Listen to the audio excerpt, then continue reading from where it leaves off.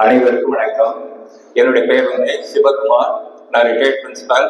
Madam introduction பார்ட்ல ஏற்கனவே எல்லாம் சொல்லிட்டாங்க. அதையே நானும் அக்செப்ட் பண்ணிக்கிறேன். திருப்பி அதை ரிப்பீட் பண்ண வேண்டாம். இப்போ மேடம் வந்து சொன்னாங்க பார்த்தீங்களா, ஆவி எல்லாம் கண்டு பயப்படக்கூடாது, எல்லாம் சொல்லி கொடுக்கணும்ட்டு. நான் வந்து ஆவியை வச்சுதான் எல்லா ஒர்க்குமே பண்ணுவேன். நான் வந்து காஞ்சிபுரம் டயட்ல பிரின்சிபலா போனேன். அங்க வந்து பாத்தீங்கன்னா வாட்ச்மேன்லாம் கிடையாது. அங்கெல்லாம் யார் கிடையாது? வாட்ச்மேன். ஹாஸ்டல்லாம் பார்த்தது கிடையாது. பசங்கிட்ட சொல்றேன், யாரும் வெளியில வராத, 8 மணி ஆனா ஆவி நடமாட்டம் அதிகமா இருக்கும் அப்படின்னு சொன்ன பிறகு யாருமே வெளில வர மாட்டோம். அப்ப பாத்தீங்கன்னா அவங்க படிச்சுக்கிட்டு இருப்பாங்க.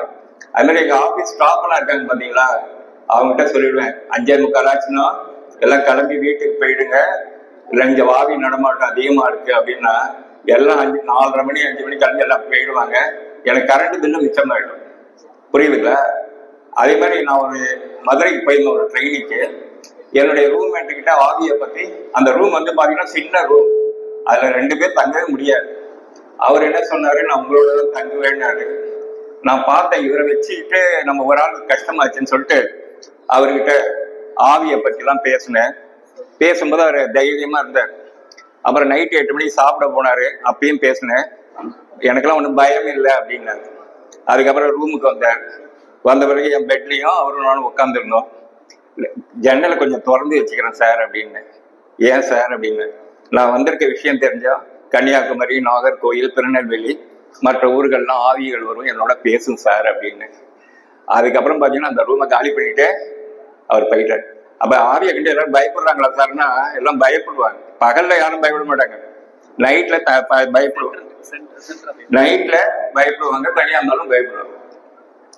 அதுக்கப்புறம் பாத்தீங்கன்னா நான் பிஎஸ்சி எம்எஸ்சி படிக்கும்போது எனக்கு எந்த ப்ராப்ளமே இல்லை. இப்போ உங்களுக்கு அது மாதிரி எந்த ப்ராப்ளமும் இருக்காது. ஆனா லாஸ்ட் டே ஸ்கூலை விட்டு வெளியில போறோம்ல, காலேஜை விட்டு வெளியில போகும்போது தான் நமக்கு தெரியும், நம்ம எதையோ இழந்த மாதிரியும், நமக்கு உதவி செய்ய யாரும் இல்லாத மாதிரியும் தெரியும். அதுக்கப்புறம் படிச்சு முடிச்சோன்னா வேலைக்கு போயிடணும். வேலைக்கு போகலன்னா நம்மளால ஒண்ணுமே பண்ண முடியாது. அப்ப வேலைக்கு போகிறதுக்கு நமக்கு என்ன ஸ்கில் வேணும்னா, ரீடிங். நமக்கு வந்து 4 ஸ்கில் தேவை: ரீடிங், ரைட்டிங், ஸ்பீக்கிங், லிசனிங். இயற்கையாவே நமக்கு என்ன குணம் உண்டு? யார் சொன்னாலும் கேட்போம், பேசுவோம். இது 2 இயற்கையா நடக்கக்கூடியது. ரீடிங்கும் ரைட்டிங்கும் ஸ்கூல்ல தான் சொல்லி தருவாங்க. அப்போ அந்த லிசனிங் ஸ்கில் வந்து நம்ம இயற்கையா அது ஒரு அதை வந்து நம்ம இம்ப்ரூவ் பண்ணிக்கணும். ரைட்டிங் ஸ்கில்ல இம்ப்ரூவ் பண்ணிக்கணும். ரீடிங் ஸ்கில்ல இம்ப்ரூவ் பண்ணாதான் நாளைக்கு ஒரு இன்டர்வியூ போனா பேஸ் பண்ண முடியும். நாளைக்கு நிறைய பாருங்க, இப்ப கூட்டத்துல எல்லாருமே பேசுவீங்க, பக்கத்துல உள்ளவங்களாம் பேசுவீங்க, தனியா உட்கார வச்சு உங்களை கேள்வி கேட்டா பயப்படுவீங்க. பயம் ஏன் வருதுன்னா, நமக்கு சப்ஜெக்ட்ல நல்ல டெப்த் நாலேஜ் இல்லைன்னா பயம் வரும். ஆகவே நீங்க எல்லாருமே என்ன செய்யணும்? எப்பொழுதும் படிக்கணும். படிச்சு முடிச்சு ஏழ்மையை விரட்டணும்னா மினிமம் பாத்தீங்கன்னா மேக்ஸ்ல வந்து எல்லாருமே ஸ்ட்ராங்கா இருக்கணும். இங்கிலீஷ் கம்யூனிகேஷன் ஸ்ட்ராங்கா இருக்கணும். ஒரு சாஃப்ட்வேர் நல்லா டெவலப் பண்ணி அது படிச்சுக்கிட்டோம்னா கண்டிப்பாக 1 லட்சம் ரூபாய் நம்மளால வேலைக்கு போக முடியும்.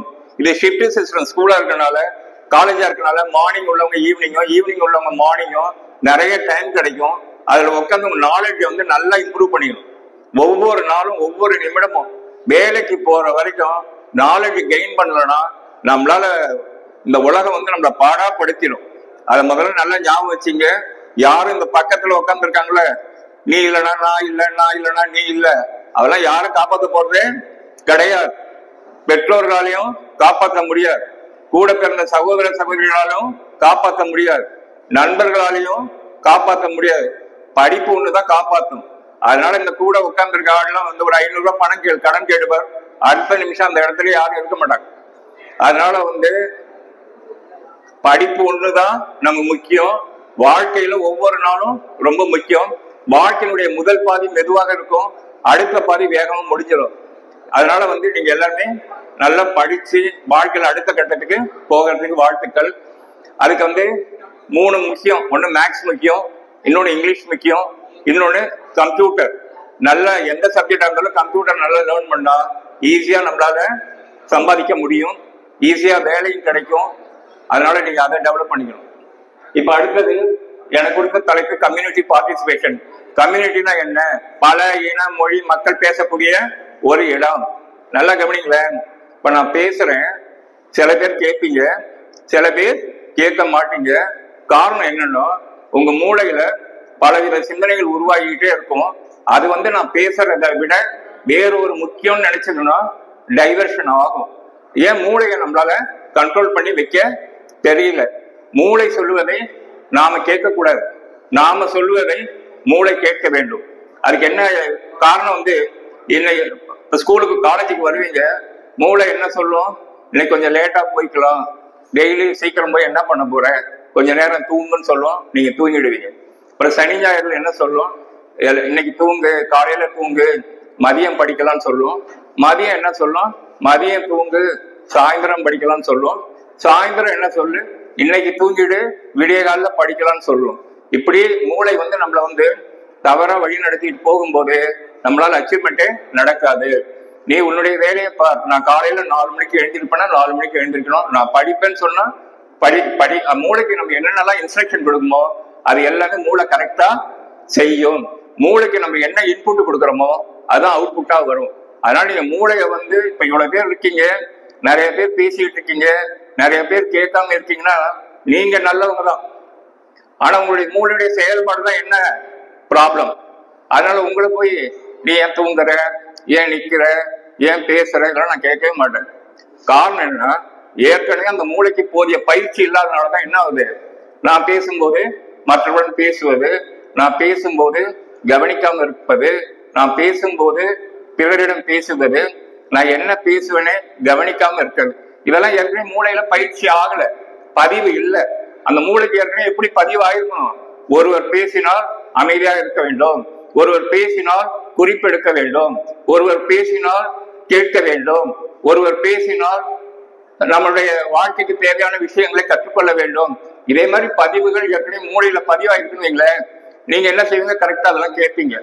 ஆனா அதெல்லாம் பதிவு ஆகலன்னு வைங்களேன், ஏற்கனவே அதை பத்திய நாலேஜ் இல்லை அப்படின்னா மூளை வந்து அக்செப்ட் பண்ணிக்காது. கன்ஸ்ட்ரக்டிவ் தியரி என்ன சொல்லுதுன்னா, ஏற்கனவே ஒரு செய்தி மூளையில பதிவாயிடுச்சுன்னா அது தொடர்பான செய்திகளை மறுபடியும் மூளை உள்வாங்கி பகுப்பாய்வு செய்து புதிய புதிய விஷயங்களை நமக்கு சொல்லி கொடுக்கும். ஆனா நம்ம மூளையில போதிய பதிவுகள் இல்லை என்றால் நான் சொல்றது எதுவுமே உங்களுக்கு புரியாது.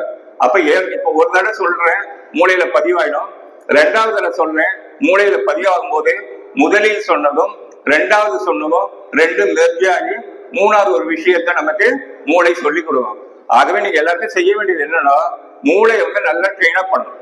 மூளைக்கு எவ்வளவுக்கு எவ்வளவு பயிற்சி கொடுக்குறோமோ அவ்வளவுக்கு அவ்வளவு நம்ம வாழ்க்கையில மிக விரைவாக அடுத்த கட்டத்தை நோக்கி செல்ல முடியும். மூளைக்கு பயிற்சி எப்படி சார் கொடுக்கறது, கண் வழியா பாக்குறோம், காதால கேட்கிறோம், கைகளால வேலை செய்கிறோம், நிறைய புத்தகங்களை படிக்கும் போது கண்ணால பார்த்து லேர்ன் பண்றோம், மூளையில பதிவாகுது. நல்ல விஷயங்களை கேட்கிறோம், அதன் மூலியமாக மூளையில பதிவாகுது. நல்ல விஷயங்களை எழுதுறோம், அதன் மூலமாக மூளையில பதிவாகுது. மூளையில நிறைய இன்புட் கொடுக்க கொடுக்க கொடுக்க மூளை வந்து ஆக்டிவா ஒர்க் பண்ண ஆரம்பிச்சிடும். மூளை ஆக்டிவா ஒர்க் பண்ணாதான் நம்ம வாழ்க்கையினுடைய அடுத்த கட்டத்தை போக முடியும். மூளையை சரியா பயன்படுத்தலன்னா நம்மால் வாழ்க்கையில் வெற்றி பெறவே முடியாது. ஏற்கனவே நான் சொன்ன பாத்தீங்கன்னா, கம்யூனிட்டின்னு என்ன, சமூகம் என்பது பல இன மொழி மக்கள் பேசக்கூடிய ஒரு இடம். அங்க உள்ள குழந்தைகள் என்ன செய்யறாங்க, காலேஜுக்கு பள்ளிக்கூடத்துக்கு வராங்க, வந்த பிறகு இந்த சமூகம் இங்க உள்ளவங்க எல்லாம் என்ன செய்யறாங்க, நல்ல குழந்தைகளாக மாற்றி மீண்டும் சமூகத்துக்கு அனுப்புறாங்க. அப்ப அந்த குழந்தைகள் நல்ல சமுதாயமாக மாறும். இப்ப நிறைய பேர் உட்கார்ந்து இருக்கீங்க, நீங்க படிச்சதுல முறையா படிச்சீங்கன்னு சொல்ல முடியுமா? 1வது இருந்து +2 வரைக்கும் எவ்வளவு பாடம் படிச்சீங்க, எவ்வளவு பேலன்ஸ் இருக்கு, தொடர்ந்து படிச்சீங்களா, படிச்சதெல்லாம் ஞாபகத்துல இருக்கா அப்படின்னா எதுவுமே கிடையாது. நீங்க பாட்டுல வரீங்க, இதுக்கு முன்னாடி என்ன நடந்ததுன்னு உங்களுக்கு வாழ்க்கையில பின்னோக்கி பார்க்கணும். எவ்வளவு புக்கை படிச்சோம், எவ்வளவு நினைவுல இருக்கு, மேற்கொண்டு எவ்வளவு படிக்கணும், அடுத்த காலகட்டத்துக்கு எப்படி போகணும் அப்படிலாம் திங்க் பண்ணி ஒர்க் பண்ணாதான் நம்ம வாழ்க்கையில வெற்றி பெற முடியும். நான் வந்து வேலைக்கு MSc படிச்சேன், M.Ed எல்லாம் படிச்சேன். படிச்சு முடிச்சோன்னா இன்டர்வியூ போகும்போது எனக்கு என்ன ப்ராப்ளம் வந்ததுன்னா, இன்டர்வியூல கேள்வி கேட்கும் போது எனக்கு பதில் தெரியும், ஆனா சொல்ல தெரியாது, பயம் இருந்தது. அதுக்கு என்ன காரணம், என்னிடம் பேசும் திறன் கம்மியாக இருந்தது. அப்ப பேசும் திறன் கம்மியாக இருந்தனால என்னுடைய குறைபாடை நான் யாருக்காவது போய் சொல்ல முடியுமா? சார் எனக்கு பேச வரல, பயமா இருக்குன்னு சொல்ல முடியுமா? ஒரு சின்ன குழந்தையா இருக்கும்போது ஒன்றும் தெரியாது. ஒரு வயது ஒரு 25 வயசு ஆன பிறகு பேச தெரியலன்னா நம்ம வாழ்க்கையில அடுத்த கட்டத்துக்கு பேச தெரியும். நல்லா யோசிச்சு பாருங்க. அதுக்காக நம்ம குழந்தைகளுக்கு எல்லாம் வந்து கண்ணாடி முன்னாடி நிக்க வச்சு பேச சொல்லித்தரும். நிறைய குழந்தைகளுக்கு பாத்தீங்கன்னா பயம் அதிகமா இருக்கும். ஏன் பயம் அதிகமா இருக்குன்னா அதுக்கு சப்ஜெக்ட்ல டெப்த் நாலேஜ் இல்லாதனால பயப்படுது. அப்ப குழந்தைகளுக்கு நல்ல நாலேஜ் நம்ம இன்புட் கொடுக்கணும். கிராமப்புறங்கள்ல பாத்தீங்கன்னா அப்பா இருந்தா அம்மா இல்ல, அம்மா இருந்தா அப்பா இல்ல, அப்பா குடிக்கிறார், அப்பா காலையில வேலைக்கு போறாரு, அம்மா வேலைக்கு போறாங்க, குழந்தைகள் படிக்கிறது இல்லை. அப்ப இந்த பிரச்சனையை எப்படி சால்வ் பண்றதுன்னா செல்ஃப் லேர்னிங் அப்படின்னு சொல்லிட்டு வாட்ஸ்அப் குரூப் ஃபார்ம் பண்ணி குழந்தைகளையும் பேரண்ட்டையும் ஒரு குரூப் ஃபார்ம் பண்ணி செல்ஃப் லேர்னிங் குழந்தைகள் தானாக படிக்கும். ஏன் எப்படி தானா படிக்குமா சார் அப்படின்னு கேட்டா, கண்டிப்பா இப்ப நீங்க இவ்வளவு பேர் இருக்கீங்க, ஒரு புக்கு டெக்ஸ்ட் புக்கு கொடுத்தாச்சு, சிலபஸும் கொடுத்தாச்சு, ஒரு நடத்தி தான் படிக்கணும்னு அவசியமே கிடையாது. அந்த சிலபஸை ஒரே மாசத்துலயோ 2 மாசத்துலயோ நாம சுயமாக படிச்சு முடிக்க முடியும். படிச்சு முடிச்ச பிறகு ரிவைஸ் பண்ண முடியும். பரீட்சைக்காக படிக்க கூடாது. நம்ம தொடர்ந்து நாலேஜ் கெயின் பண்றோம். கெயின் பண்ணும்போது பரீட்சை வரும்போது எழுதிடுறோம். நீங்க வச்சிருக்க புக்கு சிலபஸ் எவ்வளவு பேர் சிலபஸ் உட்காந்து நோட்ல எழுதுனீங்க, எவ்வளவு பேர் அதுக்கான புக்கை தேடுனீங்க, எவ்வளவு புக்கை படிச்சீங்க, அதெல்லாம் ரொம்ப முக்கியம். நீங்க என்ன செய்வீங்க, 1 mark question, 2 mark question, 5 mark question எல்லாம் படிக்கிறது எந்த விதத்திலையும் பயனை தராது. புக்கு முழுவதும் படிக்கணும். படிச்சு அதுக்கு ரெஃபரன்ஸ் புக்கை படிக்கணும். படிச்சு நாலேஜ் கெயின் பண்றோம். எந்த கேள்வி கேட்டாலும் நம்மளால எழுத முடியும். அதனால இன்னையில இருந்து நீங்க எல்லாருமே என்ன செய்றீங்க, ஈவினிங் ஷிஃப்டா இருந்தா மார்னிங் வந்துடணும், உட்காந்து லைப்ரரியில படிக்கணும். மார்னிங் ஷிஃப்டா இருந்தா ஈவினிங் வந்துடணும், லைப்ரரியில உட்காந்து படிக்கணும். டைம் நிறைய அதிகமா இருக்கு. இந்த வாய்ப்பை விட்டு, இந்த கேம்பஸை விட்டு லாஸ்ட் டே வெளில போகும்போது வேலையோட போகணும். அதான் ரொம்ப ரொம்ப முக்கியம். அது மாதிரி உங்க காலேஜ்ல ஃபேக்கல்டி மெம்பர்ஸ் இருக்காங்க பாத்தீங்களா, அவங்க கிட்ட ஃப்ரெண்ட்ஷிப்பை டெவலப் பண்ணிக்கணும். ஏன்னா அவங்க கிட்ட படிச்சவங்க நிறைய இடங்கள்ல வேலையில இருப்பாங்க. அவங்க உதவி மூலியமாக நம்மளால வேலையும் வாங்க முடியும். அதனால நான் நிறைய ஸ்கூலுக்கு போனேன். போகும்போது பாத்தீங்கன்னா குழந்தைகள் சாப்பிடல. அப்பா இருந்தா அம்மா இல்ல, அம்மா இருந்தா அப்பா இல்ல. அம்மா கட்டட தொழிலாளிக்கு வேலைக்கு போயிடுவாங்க. காலையில ஏதோ சாப்பாடு செஞ்சு வைப்பாங்க, அதை சாப்பிட்டுட்டு பழையதை சாப்பிட்டுட்டு ஸ்கூலுக்கு வரும். ஸ்கூல்ல 1 மணி நேரம் இருக்கும், அப்புறம் தூங்கிடும். அப்ப இதான் ப்ராப்ளம். இந்த ப்ராப்ளத்துக்கு என்ன சார் சொல்யூஷன்னா, குழந்தைகளுக்கு காலை உணவு வழங்கப்பட வேண்டும் சொல்லிட்டு திருச்சி நகர்ல ஒரு 40 பள்ளிக்கூடங்கள்ல முதல்ல ஒரு ஸ்கூல்ல செஞ்சு பார்த்து படிப்படியா டெவலப் ஆச்சு. சில பேர்கிட்ட பணம் இருக்கும், சில பேர்கிட்ட தேவை இருக்கும். பணம் உள்ளவர்களையும் தேவை உள்ளவர்களையும் நேரடியா நம்ம கனெக்ட் பண்றோம். எந்த இடத்துலயும் பணம் நான் கலெக்ட் பண்றதே கிடையாது. ஏன் சார் அப்படின்னு கேட்டீங்கன்னா, அவர் டோனர், அவர் என்கிட்ட கொடுத்து மேடத்துக்கிட்ட கொடுக்கும் போது இந்த 2 பேருக்கு என்ன சந்தேகம் வரும்னா, இவர் எவ்வளவு பேரை வசூல் பண்றாருன்னு அவருக்கு சந்தேகம் வரும். மேடத்துக்கு என்ன சந்தேகம் வரும், இவர் எவ்வளவு பேர்கிட்ட கலெக்ட் பண்ணான்னு சந்தேகம் வரும். அதனால மேடத்தையும் அவரையும் நேரடியாக கனெக்ட் பண்றோம். கனெக்ட் பண்ணும்போது மேடம் தன்னுடைய தேவைகளை சொல்றாங்க, அந்த டோனர் தன்னுடைய தேவைகளை செய்வார். அவ்வளவுதான்.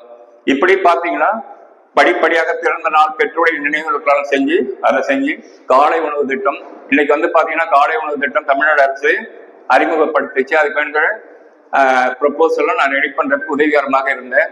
அதன் காரணமாக இன்னைக்கு பாத்தீங்கன்னா 500 கோடி ரூபாய் பட்ஜெட்ல 38 லட்சம் குழந்தைகள் சாப்பிடுறாங்க. தனி மனிதர்களால எதையும் சாதிக்க முடியுங்கிறதுக்கு இது ஒரு உதாரணம். கூட்டத்தை விட தனி மனிதர்கள் இப்ப இவ்வளவு பேர் இருக்கீங்கன்னா, ஒவ்வொரு தனி மனிதர்களாலும் உங்களால சாதிக்க முடியும். அதுக்கு பணம் தேவையில்லை, பொருள் தேவையில்லை, உழைப்பு மட்டும் இருந்தால் போதும். அதனால நீங்க எல்லாருமே என்ன செய்யணும், உங்க மீது நம்பிக்கை வச்சு தொடர்ந்து தனி மனிதனால் சாதிக்க முடியுங்கிற ஒரு நம்பிக்கையை ஏற்படுத்தணும். அதனால எல்லாருமே என்ன சொல்லுவாங்க, தனி மரம் தோப்பாகாது அதெல்லாம் சொல்லுவாங்க. அதெல்லாம் ஒரு மூட நம்பிக்கை. தனி மரம்லாம் தனி மரத்தால எதையுமே சாதிக்க முடியும். அதனால நீங்க எல்லாருமே என்ன செய்வீங்க, தனியாவே இண்டிவிஜுவலா திங்க் பண்ண பாருங்க. அது மாதிரி கொஸ்டின் ஆன்சர் எல்லாம் ப்ரிப்பேர் பண்றதுக்குலாம் பாத்தீங்கன்னா, இப்ப என்கிட்ட 8th ஸ்டாண்டர்ட்ல 20,000 குழந்தைகள் இருக்காங்க. தமிழ்நாடு முழுவதும் வாட்ஸ்அப் குழு ஃபார்ம் பண்ணியிருக்கேன். 20,000 குழந்தைகள், அதுல இன்க்ளூடிங் பேரண்ட், டீச்சர், சில்ட்ரன். அவங்கெல்லாம் என்னை பார்த்தது இல்லை, நான் அவங்கள பார்த்தது இல்லை. நான் அனுப்பக்கூடிய மெட்டீரியல் எல்லாம் ஷேர் பண்ணுவேன், அவங்க படிப்பாங்க. குழந்தைகள் தானாவே மெட்டீரியல் டெவலப் பண்ணுவாங்க. ஒரு பாடம் 15 பக்கம் இருக்கும், அந்த 15 பக்கத்தை குழந்தைகளால் படிக்க முடியாது. அப்ப நம்ம என்ன செய்யறோம், 5 பக்கத்தையும் சாட் ஜிபிடி யூஸ் பண்ணி கண்டென்ஸ் பண்றோம். பண்ணி முடிச்ச உடனே பாடத்தை படிக்கிறது கஷ்டம், அதை கான்வர்சேஷனா மாத்த சொல்வேன். டீச்சர் ஸ்டூடெண்ட் உரையாடலா குழந்தைகள் படிக்கும். படிச்ச பிறகு ஃபில் இன் தி பிளாங்க்ஸா படிக்க சொல்லுவேன், குழந்தைகள் படிக்கும். அவ்வளவுதான், வேலை முடிஞ்சிடுச்சு. குழந்தைகள் 8வது படிக்கக்கூடிய குழந்தைகள் தானாகவே படிக்க ஆரம்பிச்சிடும். புரியுதுங்களா? அப்ப குழந்தைகளை எளிதாக டெக்னாலஜி யூஸ் பண்ணி நம்மளால படிக்க வைக்க முடியும். கம்யூனிட்டியை மொபிலைஸ் பண்ணி செய்ய முடியும். அது மாதிரி நிறைய பசில்ஸ் எல்லாம் வாங்கி குழந்தைகள் கொடுத்து தாய்நூறு மேடம் சொன்னாங்க பாத்தீங்களா, நிறைய பசில்ஸ் வாங்கி அவங்க கொடுத்து பண்ண சொல்றோம். அது மாதிரி ஸ்காலர்ஷிப் எக்ஸாம் 8th ஒரு ஸ்காலர்ஷிப், 9th ஒரு ஸ்காலர்ஷிப், 10th ஒரு ஸ்காலர்ஷிப், 11th ஒரு ஸ்காலர்ஷிப், அது எல்லாமே ஆன்லைன்ல குழந்தைகளுக்கு சொல்லி கொடுத்து அவங்களுக்கு எழுத வச்சு அவங்கள வந்து பாஸ் பண்ண வச்சு அவங்களுக்கு பணம் வாங்கி கொடுக்கறதும் அந்த ஒர்க்கும் பண்றோம். இதுக்கெல்லாம் ஏதாவது பணம் எனக்கு செலவாச்சா ஒண்ணுமே கிடையாது. எல்லாமே நம்ம ஆன்லைன்ல செய்யறோம், ஆஃப்லைன்லயும் செய்யறோம். இப்ப சில வீடியோஸ் மட்டும் உங்களுக்கு போட்டு காமிக்கிறோம் பாருங்க.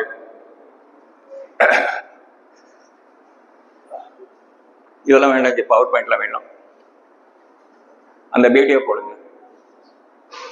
கடைசியா இருக்கு, கடைசிக்கு அடுப்பு, அதுக்கு அடுத்து, அதுக்கு அடுத்து. இப்ப கவனிங்க, குழந்தைகளுக்கு புத்தாடைகள்லாம் ஸ்பான்சர் பண்ணி அவனுக்கு வாங்கி கொடுப்பது.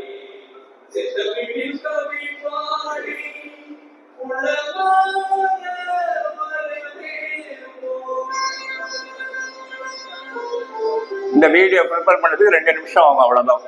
போட்டோவை வீடியோவா கன்வெர்ட் பண்றோம், அதை எல்லாருக்கும் ஷேர் பண்றோம். இங்க 55 குழந்தைகள் இருக்காங்க. அவங்களுக்கு வந்து நம்ம துணிமணி எல்லாம் வாங்கி கொடுக்கறோம். இவங்க வந்து ரோட்டரி கிளப், மொத்த செலவு 55,000. அவங்களே நேரா வந்து அந்த குழந்தைகளுக்கு கொடுக்கறாங்க. சிங்கிள் பேரண்ட், அப்பா இருந்தா அம்மா இல்ல, அம்மா இருந்தா அப்பா இல்ல. அதே மாதிரி அந்த குழந்தைகளுக்கு பரதநாட்டியம் நாம சொல்லி கொடுக்கறோம். கிராமங்கள்ல பரதநாட்டியம் சொல்லி கொடுக்க யாரும் போக மாட்டாங்க. நம்ம ஒரு ஸ்பான்சர் பிடிச்சு அவங்களுக்கு சொல்லி கொடுக்கறோம்.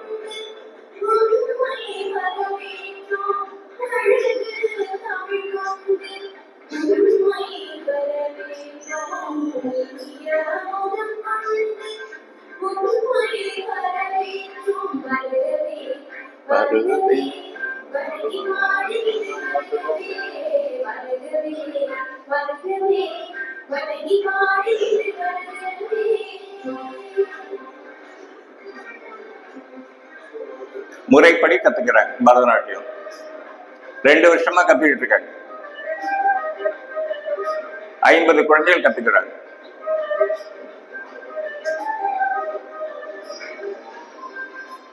நகர்ப்புறத்துல வசதியான வீட்டு குழந்தைகள் மட்டும்தான் பரதநாட்டியம் கத்துக்கும். இவங்க எல்லாம் சிங்கிள் பேரண்ட், பாதி குழந்தைகள் சிங்கிள் பேரண்ட்.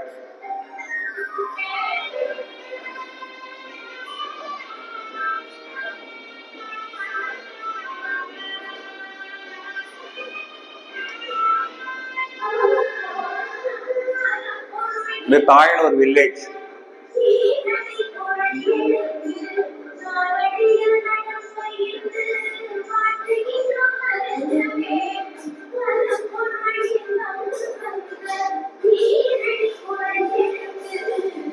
இந்த பசங்க 6, 7, 8 படிக்கக்கூடிய குழந்தைகள். பின்னாடி உள்ளது 10th படிக்கக்கூடிய ஸ்டூடெண்ட்.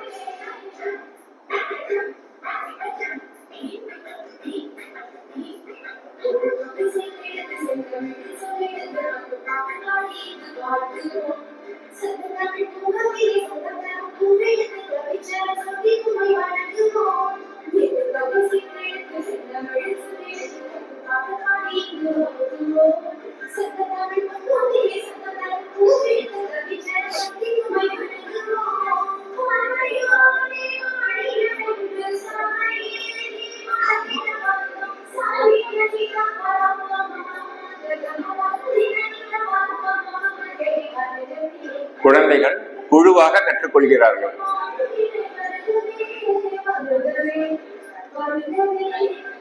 விடுமுறை நாட்களில் கற்றுக்கொள்கிறார்கள்.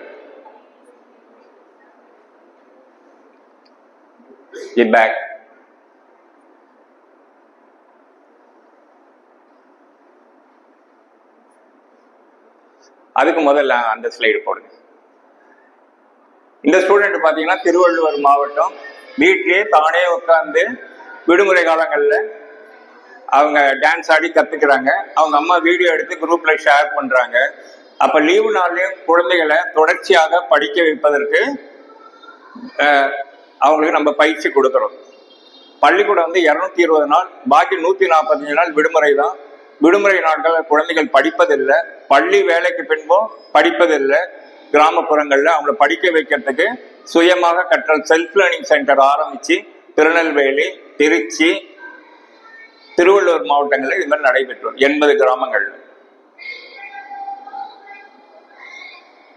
பாருங்க, சின்ன குழந்தை, அவங்க அப்பெல்லாம் பாத்தீங்கன்னா ரொம்ப புவரா இருப்பாங்க. அதனுடைய முகத்தை பாருங்க, அதனுடைய தோற்றத்தை பாருங்க, எவ்வளவு பலகீனமா இருக்குன்னு பாருங்க. காரணம் ஏழ்மை தான் காரணம். அந்த ஏழ்மையை விரட்டுவதற்கு கல்வி ஒண்ணுதான் துணை புரியும்.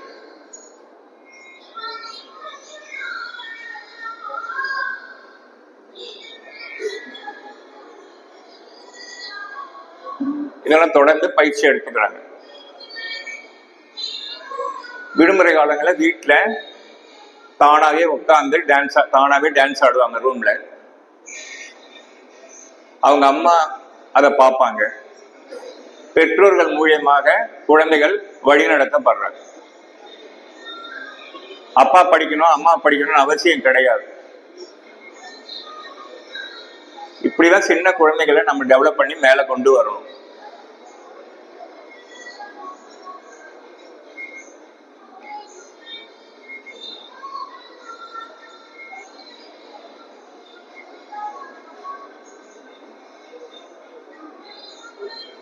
இதே மாதிரி வாய்ப்பு வந்து கிராமப்புற குழந்தைகளுக்கு கிடைப்பதில்லை. திறமைகள் இருக்கும், சொல்லி தர ஆட்கள் கிடையாது. நம்ம ஸ்பான்சர் பிடிச்சுதான் அந்த குழந்தைகிட்ட பயிற்சி கொடுக்கிறோம். இதே மாதிரி பயிற்சி உங்களுக்கு கிடைச்சதான் நீங்களே யோசிச்சு பாருங்க. இதே மாதிரி திறமைகளை வளர்த்து கொள்ள பயிற்சி உங்க சின்ன குழந்தையா இருக்கும்போது கிடைச்சதா, ஏன் கிடைக்கல அப்படின்னு யோசிச்சு பாருங்க.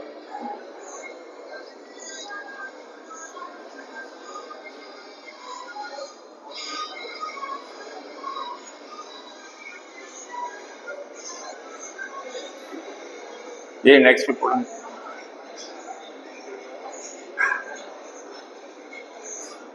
முன்னாடி உள்ளதெல்லாம் பாருங்க.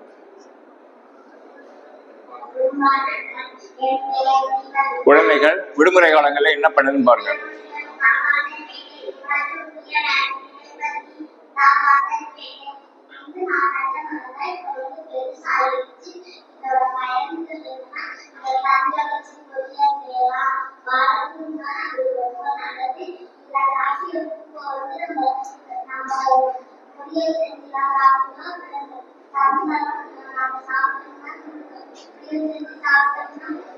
குழந்தைகள் விடுமுறை நாட்கள்ல மரத்தின் பயன்களை எல்லாம் லேர்ன் பண்றாங்க. பாட புத்தகத்துல எல்லாமே நேரடியாக அனுபவத்தை பெறுறாங்க. அதை வீடியோ எடுத்து குரூப்ல ஷேர் பண்ணும்போது மற்ற குழந்தைகளுக்கு அது ஒரு மோட்டிவேஷனா இருக்கும்.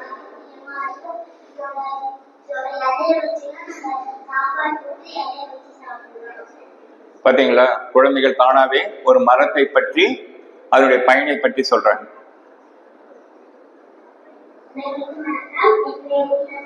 இவங்க 6வது படிக்கிறாங்க. உப்பிலியாபுரம் ஒன்றியம் பாதர்பேட்டை.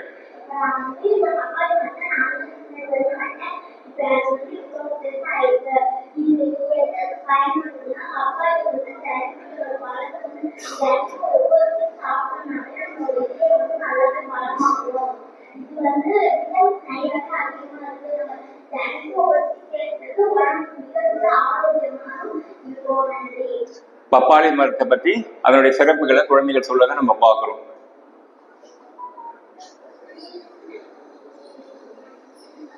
இந்த ஸ்டூடெண்ட் வந்து 2வது படிக்கிறாங்க.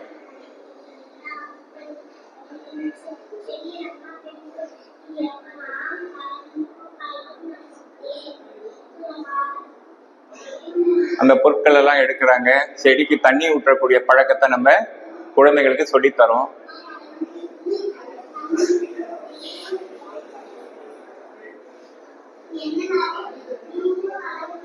நீங்களும் மரம் வைங்கன்னு அந்த குழந்தை சொல்லுவோம். நன்றி. அடுத்து வேற என்ன இருக்கு? முதல் ஸ்லைடு வேற எதுவும் இருக்குங்களா? அவ்வளவுதானே.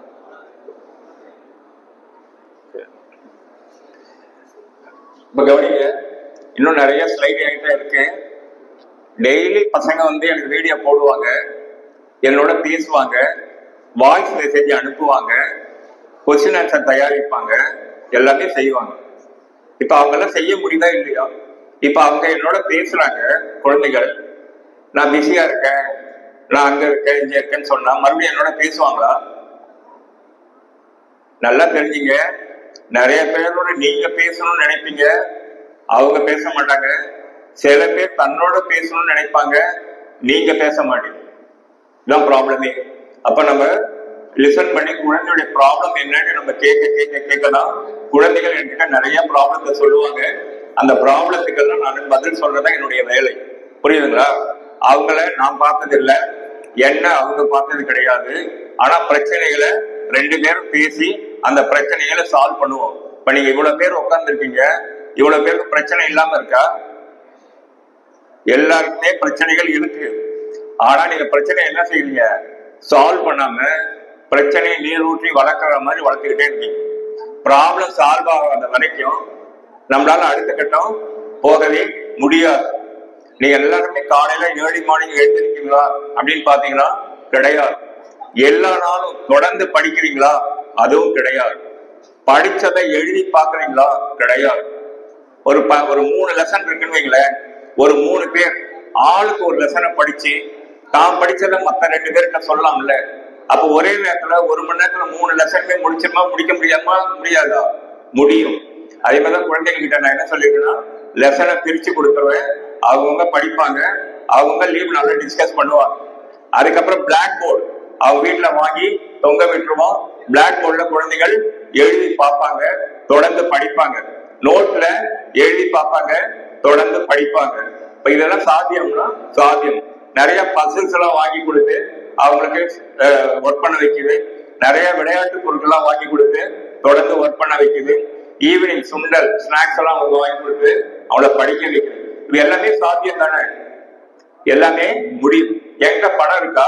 கிடையாது. ஆனா நான் கேட்டா எல்லாரும் உதவி செய்வாங்களா? கண்டிப்பா செய்வாங்க. நான் ரோட்ல நடந்து போனா கூட என்கிட்ட ஏதாவது உதவி செய்யணுமான்னு கேட்பாங்க. அதனால எல்லாமே சாத்தியம்தான். புரியுதுங்களா? நீங்க முதல்ல உங்களை டெவலப் பண்ணி ஃபர்ஸ்ட் ப்ரியாரிட்டி எதுக்கு போனோம்? படிச்சு முடிச்சன வேலைக்கு போகணும், பல ஆயிரங்கள் சம்பாதிக்கணும். புரியுதுங்களா? இன்னைக்கெல்லாம் பாத்தீங்கன்னா துறையூர்ல இருந்து மலைக்கோட்டை இருக்கும். அந்த ஊருக்காரன் மலைக்கோட்டைக்கு வரங்காட்டி 10 பேருக்கு வழி கேட்பான். மலைக்கோட்டைக்கு எப்படி போகணும், மலைக்கோட்டைக்கு எப்படி போகணும், மலைக்கோட்டைக்கு எப்படி போகணும். அதே இது அமெரிக்கால இருந்து ஒருத்தன் வருவான், அவன் மலைக்கோட்டையில போய் சாமியை கும்பிட்டுட்டு வந்துடுவான். காரணம் அவன் கூகுள் மேப்பை யூஸ் பண்ணுவான், அதை பத்தி லிட்ரேச்சரை படிப்பான், எல்லாமே செய்வான். நீங்க எல்லாருமே கூகுள் மேப் எல்லாம் யூஸ் பண்ண கத்துக்கணும், கூகுள் லென்ஸை யூஸ் பண்ண கத்துக்கணும், சாட் ஜிபிடி யூஸ் பண்ண கத்துக்கணும், டீப்சீக் ஆப்பை யூஸ் பண்ண கத்துக்கணும், தமிழ்ல எழுத தமிழை இங்கிலீஷா கன்வெர்ட் பண்ணணும், இங்கிலீஷை தமிழா கன்வெர்ட் பண்ணணும், பிற மொழிகள் பேசுவதை கற்றுக்கொள்ள வேண்டும். இப்படி பாத்தீங்கன்னா ஒரு டிவி பாக்குறீங்கன்னா ஒவ்வொரு வருஷமும் ஒவ்வொரு லாங்குவேஜை லேர்ன் பண்ணி கத்துக்கணும். ப்ரோக்ராமிங் எழுத கத்துக்கணும். எல்லாரும் மொபைல் வாங்கி வச்சிருக்கீங்க, 20,000 கொடுக்கு 10 பைசா பிரயோஜனம் இல்லாத ஒரு மொபைல தேவையில்லாம நேரத்தை வீணடிக்கிறீங்க. அதை ஏன் ஒரு லேப்டாப்பா வாங்கக்கூடாது? லேப்டாப்பை வாங்க எவ்வளவு பயன் இருக்கும்? அதுக்குள்ள நம்ம படிக்கலாம், கொள்ளலாம், எழுதுறதுக்கு எல்லாமே படிக்கலாம். 20,000 கொடுத்து மொபைலை வாங்கி பைக்குள்ள வச்சுக்கிட்டு வாட்ஸ்அப்ல மெசேஜ் போடுறோம். அந்த மெசேஜ் போற எவ்வளவு அட்ரஸ் போட்டிருக்கானா? பொய்யான தகவலை போடுறோம். அதை போய் பாஸ் பண்ணிக்கிட்டு டைத்தை வேஸ்ட் பண்ணிக்கிட்டு பேஸ்புக்கை பார்த்துக்கிட்டு இதெல்லாம் 10 பைசாக்கு பிரயோஜனமே கிடையாது. நாம இன்னும் உங்களுக்கு இன்னும் 5 வருஷம் அதுக்குள்ளார டெவலப் ஆகி மேல போனாதான்.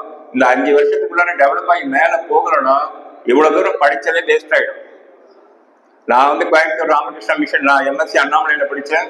அதுக்கப்புறம் பிஎட் கோயம்புத்தூர் ராமகிருஷ்ணாவில் படித்தேன். அதுக்கப்புறம் பெரம்பூர்ல போய் சிபிஎஸ்சி ஸ்கூல்ல ஒர்க் பண்ணேன்.